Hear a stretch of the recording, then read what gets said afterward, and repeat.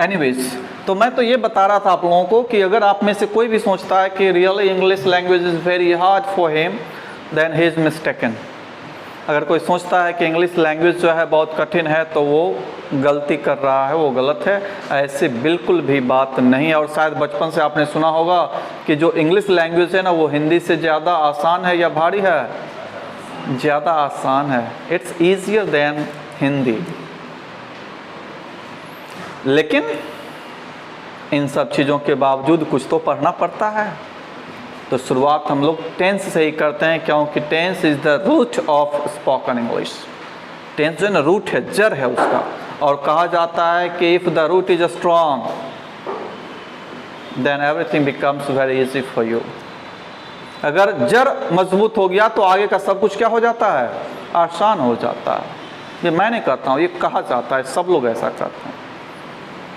So let's start tense now.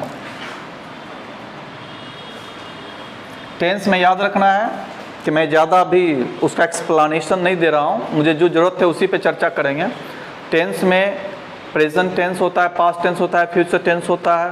Present में फिर 4 हो जाते हैं। प्रेजेंट इंडेफिनिट होता है जिसे सिंपल इंडेफिनिट, सिंपल प्रेजेंट भी कहते हैं। फिर दूसरा होता है प्रेजेंट कंटिन्यूअस जिसे प्रेजेंट इम्परफेक्ट भी कहते हैं, प्रेजेंट प्रोग्रेसिव भी कहा जाता है। फिर नंबर 3 होता है प्रेजेंट परफेक्ट टेंस। फिर चौथा होता है प्रेजेंट परफेक्ट कंटिन्यूअस टेंस या प्रोग्रेसिव टेंस, राइट। उसी तरह से पास्ट के भी 4 होते हैं और फिर फ्यूचर के भी 4 होते हैं। तो टोटल हम लोग इसे 12 लेकर के चलते हैं, 12 टेंस का टोटल कितना लेके चलना है? और इसी 12 टाइप्स को यदि आपने कमांड कर लिया तो फिर देखिए मजा कितना आसान होता है स्पोकन इंग्लिश। तो चलिए नंबर 1 देखते हैं हम लोग। Present indefinite tense. इसका आइडेंटिफिकेशन आप लोगों को मैंने याद करवाया है।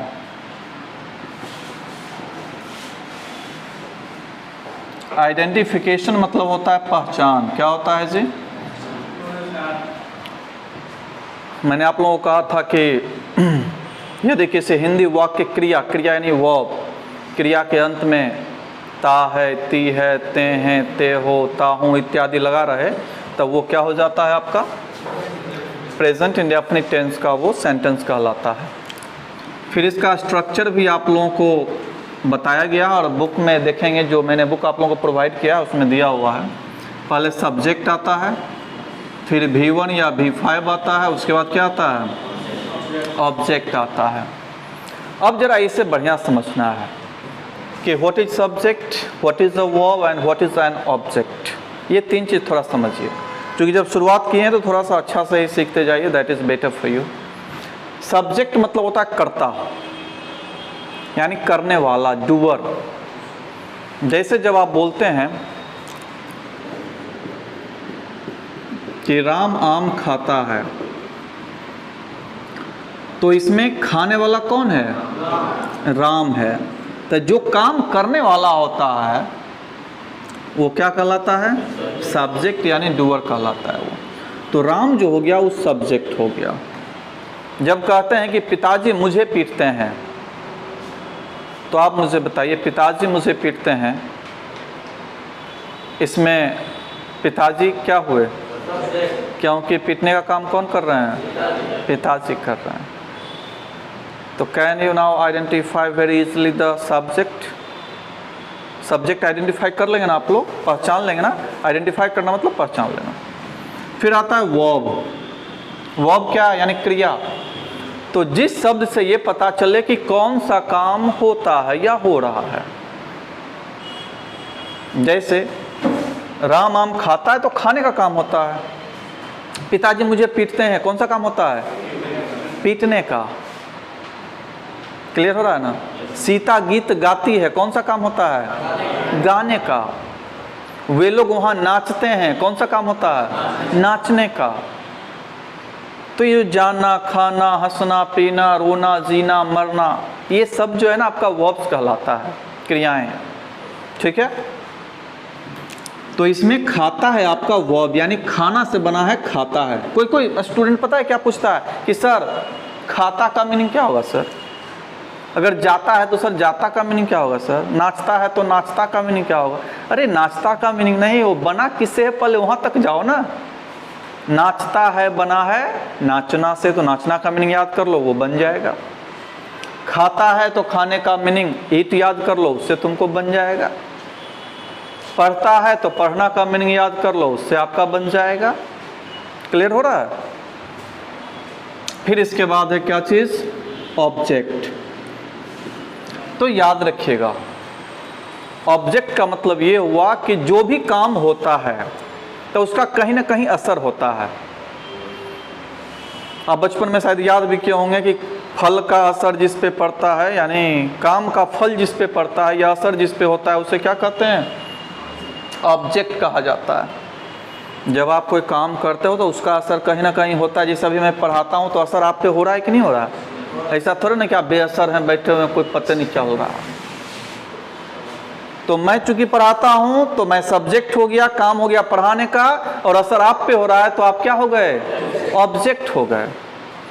ठीक उसी तरह से राम आम खाता है तो काम करने वाला राम हो गया, तो ये सब्जेक्ट, खाता है तो वर्ब, और असर आम पे होता है। ऐसा कभी हुआ है कि राम आम खाता है तो आम पे असर नहीं हो रहा है, जितना आम था उतना ही बचा हुआ है? ऐसा हुआ है कभी? अगर ऐसा होता ना तो आपके पेरेंट्स आपको एक कगो आम बचपने में दे दिए होते, कहते ले बेटा जिंदगी जी ले, क्योंकि इस पे तो कोई असर होने वाला है नहीं, जिंदगी भर एक आम चलते रहता। ये बताइए ठेला वाला सब जो आम बेचता है लोड कर कर करके, ये 40 रुपये 50 रुपये 100 रुपये भी केजी रहता है शुरू में, तो क्या होता? उसके बीवी बच्चे का फिर क्या हाल होता बताइए? ठेला पे खाली केला बेचना पड़ता। अरे फिर आम नहीं, ठेला पे खाली केला बेचता, वो क्या बेचता? क्योंकि आम तो भाई असर ही नहीं होता है उस पर ना। तो याद रखिएगा, काम का असर जिस पे होता है वो क्या कहलाता है? ऑब्जेक्ट कहलाता है। ठीक उसी तरह से मुझे बताइए, अगर रहेगा पिताजी मुझे पीटते हैं, तो फादर क्या हो गया? सब्जेक्ट, चूंकि काम कर रहे हैं पिताजी पीटने का। पीटते हैं क्या हो गया? वर्ब हो गया, चूंकि काम हो रहा है पिटाई का। और असर क्या हो गया? ऐसा हुआ है कभी पिताजी पीट रहे हैं, आप बोलते हैं कोई बात नहीं father, I am very okay, I don't have any effect, मेरे पे कोई असर? ऐसा हुआ है क्या? नहीं। पीटते हैं तो असर होता है। असर ऐसा होता है कि mummy papa, oh my God, मतलब समझ ही रहे हैं आप लोग, असर होता है, काफ़ी असर होता है, तब ना सुधार होता है आप में। Now I think you all have understood what is subject, verb and object. नहीं समझ गए क्या? Good. अब आगे बढ़ते हैं इसमें। अब इसमें ये देखना होता है कि सब्जेक्ट के बाद V1 आता है या V5 आता है। ये ओब्लिक है, या तो V1 आएगा या V5 आएगा। तो कब V1 आता है कब V5 आता है ये जानना ज़रूरी है।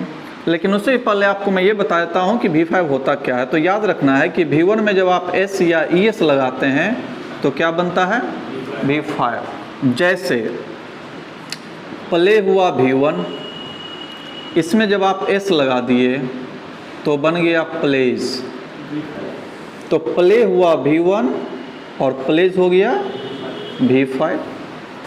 उसी तरह से गो हुआ V1, इसमें लगता है ES, तो ये हो जाता है गोज। तो ये हुआ V1 और गोज हो गया V5। अब ये भी जानना जरूरी है कि कब S लगाते हैं और कब ES लगाते हैं। बहुत सारे बच्चे इसमें गलतियां करते हैं, कभी मन किया तो S लगा दिया, कभी मन किया तो, क्योंकि उससे क्या लगता है कि चाहे S लगाओ या ES लगाओ, बनना तो आखिरकार क्या है? V5 ही बनना है ना। क्योंकि सर तो बोले हैं कि देखो बाबू, V1 में S या ES लगाने से क्या बनता है? V5। तो मनमानी नहीं होता, इसके रूल होते हैं कि कब आप S लगाएंगे और कब आप ES लगाएंगे। तो आपको ये याद रखना होगा कि यदि V1 के अंत में, किसके अंत में? V1 के अंत में O आ जाए, CH आ जाए, X आ जाए, S आ जाए, SH आ जाए या Z आ जाए, तो हमेशा ES लगाते हैं। V1 के अंत में O, CH, X, S, SH या Z आ जाए तो क्या लगाते हैं? ES। अब देखिए यहाँ पे गौ के अंत में क्या है? O है, तो O रहने पे ES लगता है, तो देखो ES लगा के गोज किया। यहाँ पे देखो प्ले के अंत में क्या है? Y, तो Y है, इसमें क्या नहीं है, तो S लगेगा। मतलब ये रहेगा तभी ES लगेगा, इसके अलावा कुछ भी आ जाए तो क्या लगाना है? S लगाना है। कॉन्सेप्ट क्लियर हुआ कि नहीं हुआ? That's good. तो आप लोग इसका स्क्रीनशॉट लेना चाहेंगे मोबाइल वगैरह से या लिखना चाहेंगे? कुछ क्या आप चाहते हो बताओ मुझे। तो फटाफट, चूँकि ये भूल ना जाओ फिर कहीं, ये प्रॉब्लम हो सकती है आप लोगों को, इसलिए इस सब को थोड़ा सा लिख लो, that is better for you. मिटाओ इसे।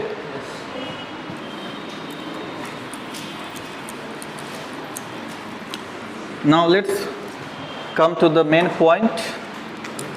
See, मैं बता रहा कि इस सब्जेक्ट के बाद जो है V1 आता है या V5 आता है, तो कब V1 आता है कब V5 आता है वो भी जान लीजिए। That's very simple. सब्जेक्ट के जगह पे यदि ही, सी, इट या कोई नेम आ जाए, नेम मतलब एक नाम, सब्जेक्ट के जगह पे यदि ही आ जाए, सी आ जाए, इट आ जाए या कोई एक नाम आ जाए, नाम में लड़का का भी हो सकता है या लड़की। पूछा था एक लड़का कि सर नाम है सर लड़का का या लड़की का? अरे नाम लड़का का भी होता है और लड़की का भी होता है, एक नाम होना चाहिए, है कि नहीं?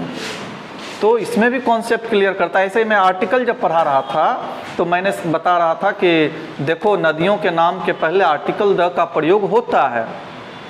तो एक लड़का क्या कहता है, सर अगर नदी सूखी रहे तब से। अरे नदी सूखी हो या उसमें पानी हो, यदि उस नदी का नाम है तो उसके पहले किसका प्रयोग होगा? आर्टिकल द का प्रयोग होगा।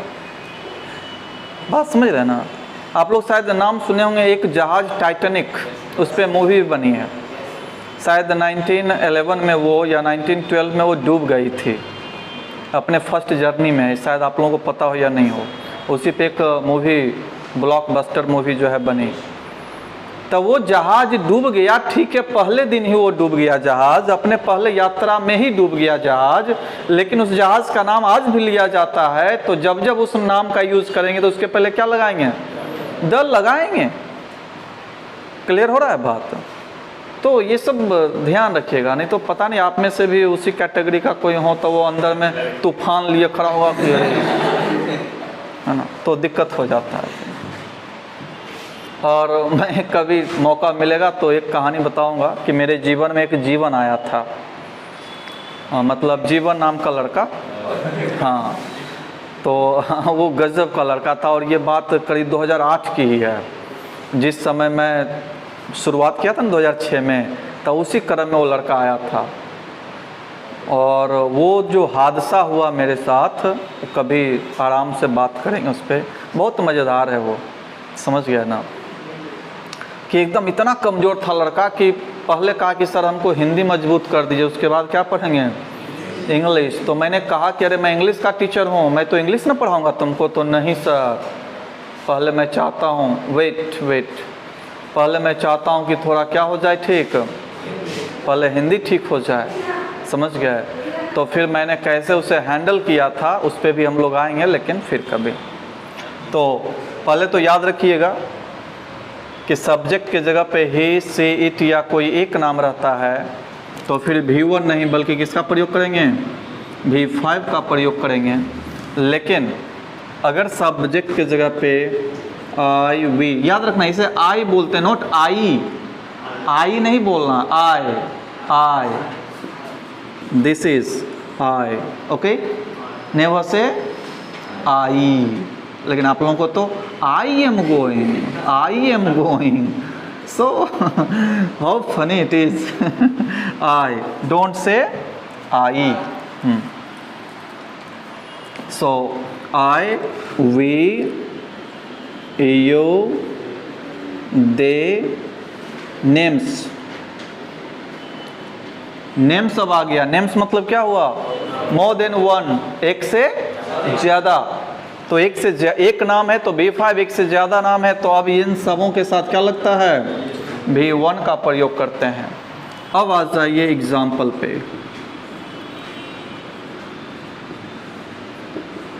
वह घर जाता है, ताहती अंत में आ गया, प्रेजेंट इंडेफिनिट टेंस हो गया। निश्चित तौर पे बनाने का तरीका भी आपको पता है, सब्जेक्ट प्लस V1 या V5 प्लस ऑब्जेक्ट। तो चलिए उसी रूल से इसको बनाते हैं। तो वह पहले सब्जेक्ट आएगा तो वह का क्या होगा, ही हो जाएगा, और फिर सब्जेक्ट के बाद या तो V1 आता है या V5, तो वह है जाना। तो जाना का यहाँ पे V1 आएगा या V5 आएगा, V5 आएगा। तो जाना का V5 क्या होता है, गोज़। और उसके बाद क्या आ गया, घर। तो घर क्या हो गया, हाँ, उस पर भी मैं चर्चा करता हूँ। देखिए घर का होम भी होता है और घर का क्या होता है, हाउस भी होता है। लेकिन ये ध्यान रखना होता है कि जब आप हाउस यूज करते हैं तो आपको टू हाउस देना पड़ेगा। ही गोज़ टू हाउस, इसी को मैं लिख भी देता हूँ, और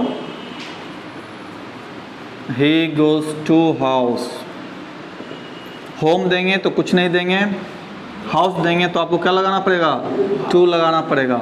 दोनों का एक ही मीनिंग निकलता है कि वह घर जाता है।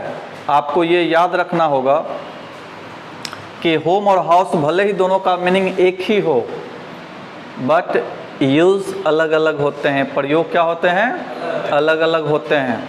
बहुत लोग पता नहीं, उनको कोई बता दिया कि अपना घर है तो होम यूज़ करना, और पराया का घर है या किराया का घर है तो क्या यूज़ करना, house. There is no concept like that, ऐसा कोई कॉन्सेप्ट नहीं है। तो है क्या, अभी जानना चाहोगे इसका डिफरेंस या बाद में कभी, अभी जानना है? Okay, let me clear it that. Example पहले देख लिया ये कैसे हुआ। ओके, तो थोड़ा सा इसको उतार लो ना, ये भी उतार लो, सिस्टमेटिक हो जाएगा। The difference between home and house.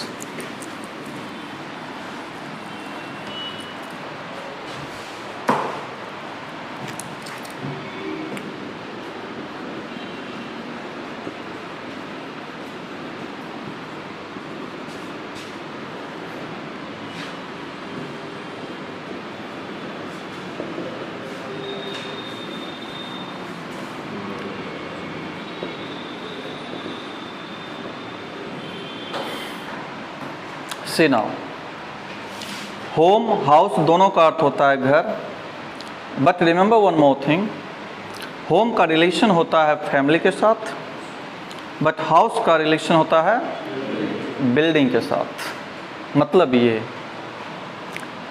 कि जब आप कहते हो कि एक बहुत जोरदार अर्थक्वेक आया, अर्थक्वेक मतलब भूकंप, एक जोरदार अर्थक्वेक आया और उसका घर गिर गया।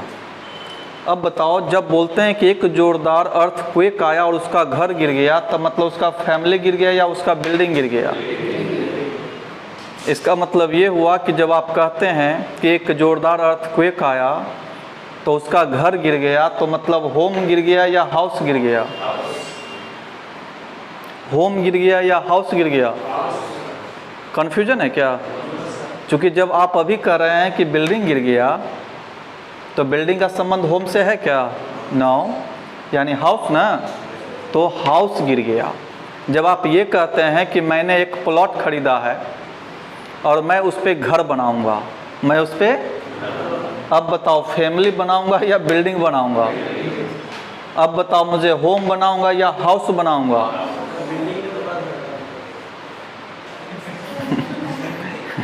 बात घर की हो रही है ना, बिल्डिंग कहाँ से आ गया, घर से ना आया। यानी जब बिल्डिंग के अर्थ में घर यूज कर रहे हैं, किस अर्थ में? बिल्डिंग के अर्थ में जब घर यूज करते हैं तो वो हमेशा क्या होता है, हाउस होता है। Got it? लेकिन अगर घर बोलने से बिल्डिंग का बोध नहीं हो, बल्कि किसका बोध हो, फैमिली का बोध हो, तब क्या हो? जैसे आपके गांव में एक बहुत गरीब आदमी रहता है, वो दिन भर ठेला रिक्शा चलाता है, तब जाके उसका घर परिवार चलता है। और वही अकेला है जो गार्जियन है उस घर का, दिन भर जब सुबह से शाम तक काम करता है रोड पे, तब जा कर के कुछ पैसे उसके पास आते हैं और वो फिर अपने घर को चला पाता है जिस घर में उसके 5-7 सदस्य हैं। अब बताइए मुझे, अभी मैंने यूज़ किया कि जब वह दिन भर रिक्शा चलाता है तब जाके घर चला पाता है, तो घर चला पाता है मतलब बिल्डिंग चला पाता है या फैमिली चला पाता है? फैमिली, यानी होम चला पाता है या हाउस चला पाता है। और जब किसी दिन आपको पता चलता है कि अचानक उस रिक्शे वाले की एक्सीडेंट में मृत्यु हो गई, अब बताइए उसका घर असहाय हो गया। घर असहाय हो गया मतलब बिल्डिंग असहाय हो गया या फैमिली असहाय हो गया? होम असहाय हो गया या हाउस असहाय हो गया?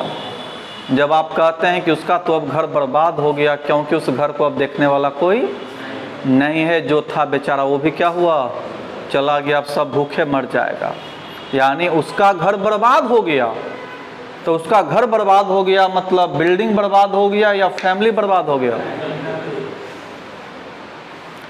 अभी भी कॉन्सेप्ट क्लियर नहीं हुआ।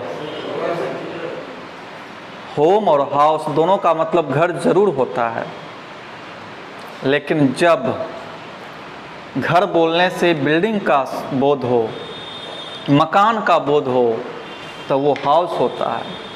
लेकिन घर बोलने से जब फैमिली का बोध हो तो वो होम होता है। क्लियर हुआ? दोनों में डिफरेंस एक और है। हाउस जो होता है ये स्टेबल होता है, इमूवेबल होता है, यानी अस्थाई होता है। ये अगर कहीं घर बना दिया तो एक ही जगह रहेगा। ऐसा नहीं कि घर बना दिया, यार यहाँ दिक्कत हो रहा है, रोड के उस पार लेके चले जाते हैं, जाएगा वो? ऐसा है कि घर बना दिया गांव में, यार अब गांव में रहने का मन नहीं है, पटना, तो उस घर को कहाँ ले आते हैं? अगर ऐसा होता तो आप लोगों को रेंट पे रहने की ज़रूरत नहीं पड़ती। लेकिन होम जो होता है ट्रांसफरेबल होता है। होम यानी फैमिली क्या होता है? होम जब मैं बोल रहा हूँ इसका मतलब क्या हुआ? फैमिली। फैमिली क्या होता है? ट्रांसफरेबल। आप शादी करो पटना में, अब पत्नी को लेके चल जाओ कहाँ? अमेरिका लेके चल जाओ ना। नहीं बात समझे?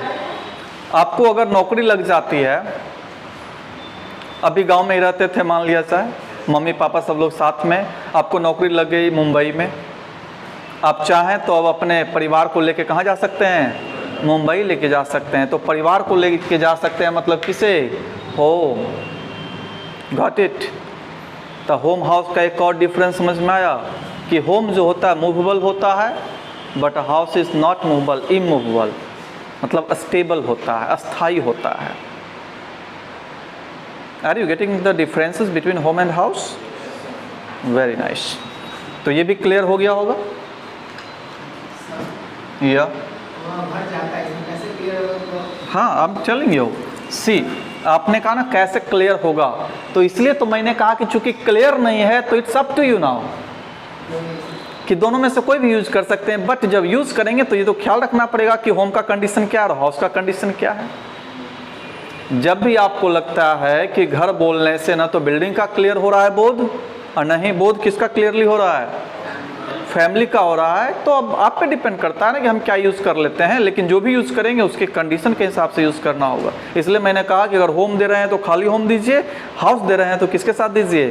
टू के साथ दीजिए। देखिए ना, मैं बताता हूँ। जब आप कहते हैं, हाँ ओके, गो गो गो, जब आप कहते हैं I go to Delhi, see now,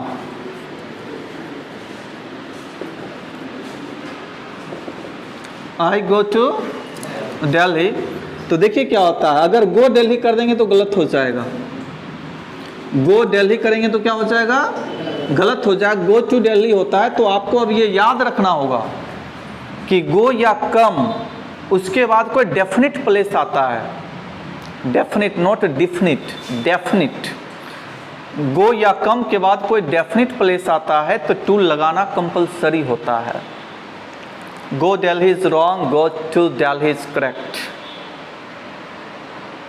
मैं दिल्ली आता हूं, I come to Delhi is correct, but when you say I come Delhi, that's wrong, that's incorrect. Got it? क्योंकि दिल्ली क्या होता है? फिक्स्ड प्लेस है। It is not movable. ये मूव नहीं करता है कि आज दिल्ली इधर है तो कल उधर हो जाएगा, परसों उधर हो जाएगा, घूम घूम के क्या चक्कर मारेगा, वो राजधानी है तो फिक्स्ड है ना वो।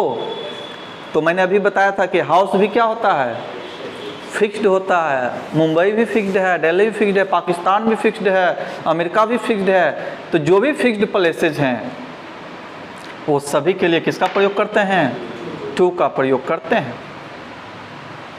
लेकिन होम फिक्स्ड है क्या, होम फिक्स्ड है, नो, इसलिए उसमें टू लगेगा।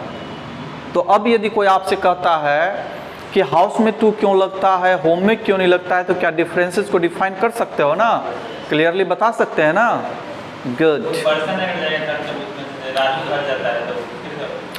वैसे नहीं होता, राजू घर जाता है तो इसमें तो ऑब्जेक्ट आपने दिया नहीं, पहला नंबर तो ऑब्जेक्ट आना चाहिए, क्योंकि ऑब्जेक्ट के पहले लगता है ना। ये एक अलग फिर कंडीशन है कि यदि आप किसी व्यक्ति के पास जाते हैं, तो अभी बात हो रही थी जगह, किसकी बात हो रही थी कि जगह फिक्स्ड है तब हम वहाँ पे टू लगाते हैं, हर हाल में लगाते हैं। तो जगह को व्यक्ति से आप कंपेयर नहीं कर सकते हैं, because both are very different things, दोनों अलग अलग चीज़ें हो जाती है। तो अगर व्यक्ति की बात होगी कि व्यक्ति के पास जाते हैं, तो इन दैट केस फिर टू का प्रयोग होता है। किसमें, गो के बाद, कम के बाद। जैसे मैं तुम्हारे पास जाता हूँ तो आई गो यू नहीं, I go to you, got it. तो ये अलग केस हो जाता है क्योंकि व्यक्ति की इसमें बात आ गई। अभी फिलहाल मैं जो चर्चा कर रहा था होम हाउस, तो ये सब जगह के बारे में चर्चा हो रही थी, उसको मैं डिफाइन कर रहा था। तो चलिए कुछ और एग्जांपल्स देख लेते हैं।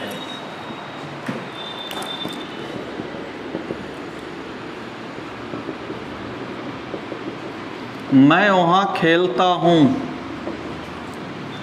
स्ट्रक्चर आपके सामने दिया हुआ है, बताइए मैं का क्या हो जाएगा, आई फिर बोलता है तुम लोग, आई प्ले, फिर वहाँ का देयर। कुछ बच्चे ऐसे थे बेसिक में इतना डल माइंडेड कि वो सीधे बना देते हैं कि मैं है तो आई, वहाँ है तो देयर, खेलना का प्ले। उनको लगता है कि वाह तो सीख गए। अगर इस तरीके से इंग्लिश बनाना होता तब तो एक दिन में आप पंडित हो जाते ना, कि जैसे जैसे हिंदी है वैसे वैसे उसका इंग्लिश कर दो। Now you are great person of spoken English और रिटन इंग्लिश। ऐसे होता है क्या? नो। इसके जो रूल्स होते हैं कि पहले आपको सब्जेक्ट लाना है, फिर वर्ब लाना है और फिर क्या लाना है, ऑब्जेक्ट लाना है। तो इसलिए आई प्ले देयर गलत हो जाएगा, और सॉरी आई देयर प्ले गलत हो जाएगा, आई प्ले देयर ये क्या हो जाएगा, करेक्ट हो जाएगा। और आई है तो प्लेज मत करना, अगर कोई कर देता है फिर आई प्लेज देयर तो ये भी इनकरेक्ट हो जाएगा। क्यों? क्योंकि आई जब रहता है तो अभी मैंने बताया था ना कि आई रहने पे V1 लगाते हैं, V5 नहीं लगाते हैं, तो V5 लगा देते हैं तो गलत हो जाता है। Got it. अब अगले दिन हम लोग ये सब के और भी जो डिविजन्स हैं, डिविजन्स मतलब जैसे इसका नेगेटिव, मैं वहाँ नहीं खेलता हूँ, क्या मैं वहाँ खेलता हूँ, क्या मैं वहाँ नहीं खेलता हूँ, मैं वहाँ क्यों खेलता हूँ, मैं वहाँ क्यों नहीं खेलता हूँ, है ना। तो इन सब चीज़ों को लेकर के भी हम लोग आगे बढ़ेंगे अगले क्लास में। तो मैंने कहा था कि बाबू टेंस को खाली अच्छे से कमांड कर लो, भले 2-4 दिन एक्स्ट्रा लग जाए। अगर टेंस आपका अच्छे से कमांड हो गया तो समझिए कि आपका स्पोकन इंग्लिश हो या रिटन इंग्लिश हो, 75% जो उसके प्रॉब्लम्स हैं वो आपके सॉर्ट आउट उसी में हो जाते हैं। Okay, so see you tomorrow now. फिर कल मिलते हैं आप लोगों से।